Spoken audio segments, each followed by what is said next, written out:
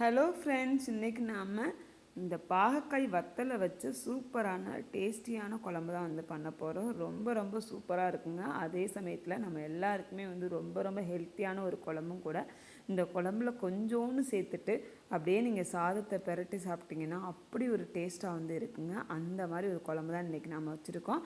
நீங்கள் சிம்பிளாக வச்சிடலாம். ரொம்ப ஈஸி தான் இந்த குழம்பு வைக்கிறதுக்கு. இந்த குழம்பு எப்படி செய்யலாம் அப்படின்னு பார்க்குறதுக்கு முன்னாடி இப்போ தான் நம்ம சேனலை ஃபஸ்ட் டைம் பார்க்குறீங்க அப்படின்னா மறக்காமல் லைக் பண்ணுங்கள், ஷேர் பண்ணுங்கள், கமெண்ட் பண்ணுங்கள், சப்ஸ்கிரைப் பண்ணிடுங்க. பாருங்கள், நல்லா சுட சுட சோறு போட்டு அந்த குழம்பு ஊற்றி நல்லா ஒரு உருண்டை பிடிச்சி கொடுத்தோம் அப்படின்னா நம்ம குழந்தைங்க விரும்பி சாப்பிடுவாங்க. அந்தளவுக்கு ஒரு டேஸ்ட்டில் தான் அந்த குழம்பு இன்றைக்கி வைக்க போகிறோம். இந்த குழம்பு ஒரு வாரம் ஆனாலும் கெடவே கிடாதுங்க. அப்படி ஒரு டேஸ்ட்டில் தான் இன்றைக்கி நம்ம வைக்க போகிறோம். இதுக்கு நாம் நல்லெண்ணெய் தாங்க சேர்த்துக்கிறணும். எந்த புளிக்குழம்பாக இருக்கட்டும், நீங்கள் வத்தல் குழம்பாக இருக்கட்டும், எந்த குழம்புனாலும் நீங்கள் நல்லெண்ணெய் ஊற்றி பண்ணுங்கள், சூப்பராக இருக்கும். இதுக்கு நம்ம கொஞ்சம் அதிகமாகவே நல்லெண்ணெய் சேர்த்துருக்கோம். ஏன்னா இந்த குழம்பு ஒரு 3லேருந்து 5 நாள் வரைக்கும் வச்சு சாப்பிட்லாம். நல்லா சுண்ட வச்சு சாப்பிட்டோம் அப்படின்னா ரொம்ப அருமையாக இருக்குங்க இந்த குழம்பு. இதுக்கு நாம் நல்லெண்ணெய் ஊற்றியாச்சு. அதிலே பார்த்திங்கன்னா நம்மளுக்கு வெள்ளை பூண்டு ஒரு கைப்பிடி அளவுக்கு போட்டிருக்கேன். நீங்கள் நிறையா பேர் இருந்தீங்க அப்படின்னா கொஞ்சம் அதிகமாக கூட சேர்த்துக்கலாம். இந்த குழம்புக்கு மட்டும்தான் கொஞ்சம் அதிகமாகவே எண்ணெய் நம்ம சேர்த்துருக்கோம். எல்லா குழம்புக்கு கம்மியாகவே சேருங்க. ஏன்னா இந்த குழம்புக்கு இந்த மாதிரி நம்ம எண்ணெய் சேர்க்கும்போது தான் நம்ம பாகக்காய் அந்த துவர்ப்புலாம் போய் நம்மளுக்கு குழம்பு டேஸ்ட்டாக கிடைக்கும். அதுக்காக தான்.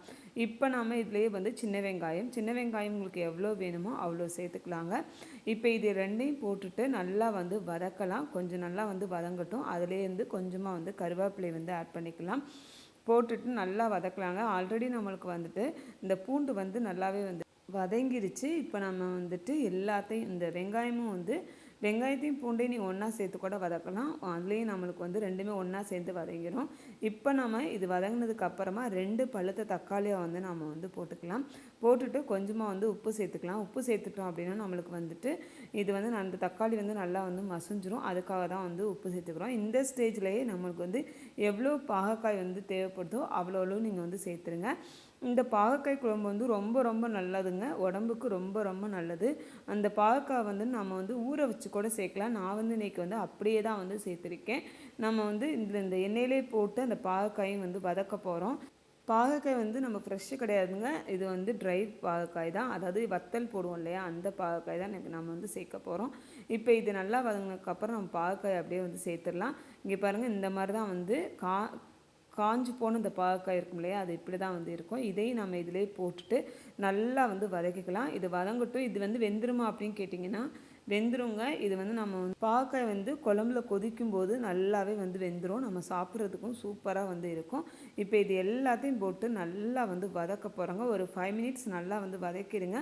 ஏன்னா தக்காளி நம்மளுக்கு நல்லா வதங்கணும். அதுக்காக தான் நம்ம இந்த ஸ்பூனை வச்சு நல்லா மசிச்சுக்கிட்டே இருக்கோம். இப்போ நல்லா வதங்கிடுச்சு. வதங்கினதுக்கப்புறமா நம்ம என்ன பொடி வேணுமோ அதை சேர்த்துக்கலாம். இதில் கொஞ்சம் மல்லிப்பொடி மட்டும் கொஞ்சம் அதிகமாக நான் சேர்த்துருக்கேன். ஏன்னு கேட்டிங்கன்னா இது நல்லா கொலப்பாக இருக்கணும். திக்காக இருந்தால் தான் இந்த குழம்பு நல்லாயிருக்கும்.